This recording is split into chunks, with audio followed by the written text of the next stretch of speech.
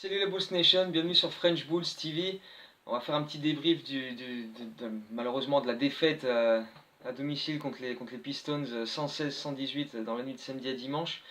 Euh, Malgré tout, un match où on a vu pas mal de bonnes choses, notamment offensivement, où les actions semblaient plus fluides, plus réfléchies, plus travaillées de la part des Bulls. Une bonne circulation de balles, pas trop de déchets, pas trop de pertes de balles et de passes débiles.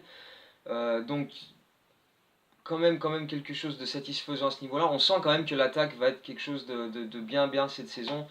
Ça devrait fonctionner quand même pas mal, et surtout quand Markkanen sera de retour et que tout le monde pourra vraiment participer à fond. Euh, Zach LaVine a été excellent, encore une fois. Il a perforé les défenses adverses, il a vraiment fait euh, très très mal à la défense des Pistons. Euh, 33 points, des shoots dans tous les sens, des shoots clutch à la fin aussi, des attaques du cercle où il finit main droite, main gauche, superbe. Et c'est vrai que parfois ça rappelle un petit peu la manière qu'il a d'attaquer le cercle, ça rappelle un peu d'Eric Rose. Alors attention, ne me faites pas dire ce que j'ai pas dit, je suis pas en train de dire que Lavigne est meilleur ou aussi bon que Derrick Rose, je dis juste que voilà, il y a des similitudes dans la manière qu'ils ont d'attaquer le cercle, même si Lavigne a aussi un meilleur shoot quand même. Mais voilà, après j'ai bien aimé aussi le match de Justin Holiday. S'il pouvait jouer tous les matchs comme ça, je serais fan. Malheureusement, c'est un match sur 4. Donc voilà, s'il pouvait être plus régulier et faire ce qu'il a fait sur ce match-là, être appliqué et consciencieux défensivement, et puis ensuite s'occuper offensivement voilà, de faire des cuts, d'aller attaquer le cercle, mettre quelques lay-ups, et pas prendre des 3 points inconsidérés dans tous les sens. Voilà, s'il fait ça, il va me plaire vraiment davantage. Euh, Cameron Payne, le match de la rédemption, après son match à 0 points à Philadelphie où il s'est fait défoncer, à juste titre, hein.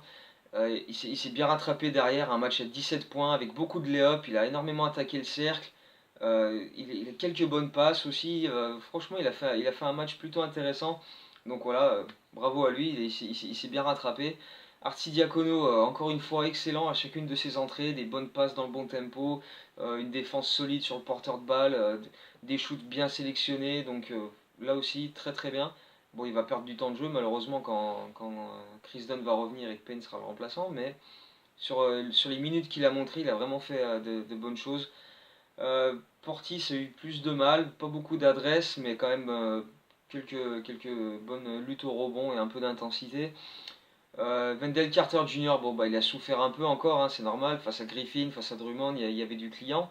Et puis face aussi à Pachulia qui lui a joué un peu à l'ancienne avec les coups de coude, etc. et les flops. Mais voilà, il a quand même fait quelques bonnes choses. Déjà offensivement, tu sens qu'il a de bonnes mains, qu'il peut rentrer son petit shoot, faire quelques bonnes passes. Puis voilà, défensivement, bah, avec sa taille, son envergure et sa vitesse, il a encore placé un contre assez intéressant. Et puis voilà, il a quand même de quoi faire. Mais voilà, ça fait partie de l'apprentissage, il va encore progresser. Et puis cette nuit, il a DeAndre Jordan sur le dos, donc ça va être encore une sacrée leçon.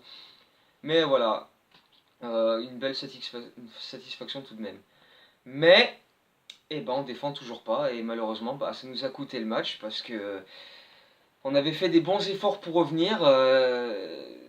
Zach LaVine qui a mis quelques paniers clutch à la fin, Cameron Payne qui a mis pas mal de lancers francs. On revient à 116 partout avec 25 secondes à jouer sur un superbe 3 points de Zach LaVine. Et puis ben, là, Fred Hoiberg décide de laisser Jabari Parker sur le parquet, ce qui est totalement inexplicable et inexcusable. Parce que bah, c'est la dernière possession du match, tu dois absolument pas encaisser de points, bah tu mets pas un plot, quoi, je suis désolé. Même si Wendell Carter Jr. C'est que son deuxième match NBA, bah tu le mets à la place, ou tu mets Lopez, ou peu importe, mais tu mets pas Porter. Parker, pas Porter. Parker, tu le mets pas, non, tu le mets pas. Parce que le mec, voilà, les Pistons ont bien vu qu'il était là, et ils l'ont attaqué, et il a pas bougé. Ishmis, il est arrivé, il a passé le screen, il s'est pointé dans la raquette, il y avait Parker comme ça. Ishmi s'est passé, Parker l'a regardé, hop, il a mis son layup tranquille, le plus facile de l'histoire. Parker a toujours pas bougé. Bon, voilà, 118-116. Derrière Zach LaVine qui était censé attaquer le cercle d'après Fred Hoiberg, c'était ce qui était prévu. Il a décidé de prendre un 3 points pour la victoire plutôt que d'aller assurer la prolongation.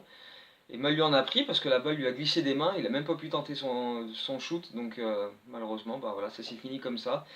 Mais bon, Voilà, ça s'est joué sur la dernière action, mais honnêtement, quand tu laisses 18 rebonds offensifs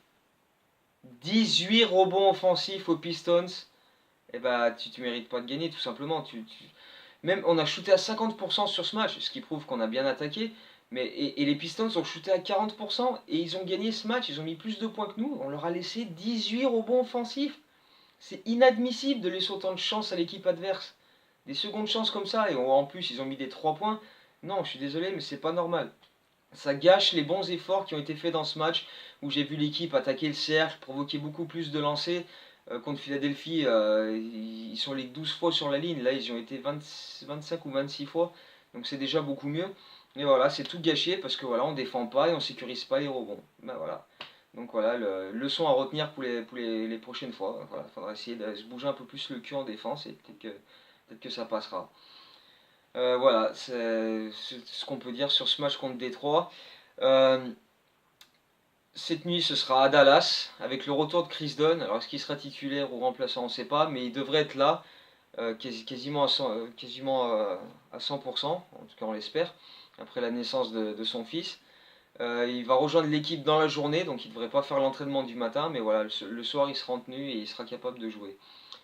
On devrait avoir peut-être Shaquille Harrison également sur le banc, qui est arrivé hier. Les Bulls ont coupé Omer Asik et son énorme contrat pour pouvoir signer ce meneur qui était à Phoenix l'an dernier, qui a joué quelques bouts de match.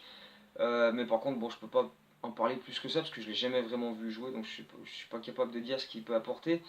Juste que voilà, c'est un cinquième meneur dans la rotation, quoi. Donc c'est pas certain qu'il ait beaucoup de temps de jeu. Il vient là pour faire le nombre, hein, j'ai l'impression, parce que bon, il y a Payne, il y a Dunn, il y a Arcidiacono, il y a Tyler Ulis en two-way, donc je sais pas trop ce qu'il vient faire là. Mais bon, en tout cas, Omer Asik, lui, a été coupé, donc il va recevoir ses 11 et quelques millions cette saison, sauf si une autre équipe le signe, mais comme il a été déclaré inapte à jouer au basket jusqu'à nouvel ordre, il y a quand même peu de chances que ça arrive. Et puis il avait 3 millions de garantie pour l'année prochaine, il devrait soit recevoir les 3 millions d'un coup en début de saison prochaine, soit étaler sur 3 ans, 1 million par an, mais je pense que ce serait un peu con de la part des Bulls de faire ça, sachant qu'il y a suffisamment de place l'an prochain dans le salary cap pour mettre les 3 millions d'Omer Asik et puis en parler pour la suite, quoi. Donc, donc voilà, sinon au niveau de... Voilà, une petite parenthèse sur les blessures. Denzel Valentine, il devait revenir là ces jours-ci, et puis finalement sa blessure à la cheville est plus sérieuse que prévu, ou tout du moins il a fait une rechute, et donc on ne devrait pas le voir avant novembre, voir la mi-novembre. Donc on attendra, hein, ma foi. Et puis par contre, une bonne nouvelle, c'est Mark Cannon qui n'a plus son attelle au niveau du coude. Donc bon, ça change rien à sa date de retour qui devrait être au mieux à la fin novembre, mais au moins voilà, ça évolue dans le bon sens et de toute façon, voilà, de son côté, il continue à travailler, à bosser, à prendre des shoots main gauche et à se maintenir dans une bonne condition physique. Donc voilà, dès que le coude ira mieux, il sera capable de venir nous filer un coup de main et on en aura bien besoin. Donc voilà, cette nuit à Dallas, donc on se donne rendez-vous bientôt pour de nouvelles vidéos. En attendant, mettez des likes, abonnez-vous à la chaîne, partagez, commentez, et puis on se retrouve très prochainement pour une nouvelle vidéo. Go Bulls, à bientôt.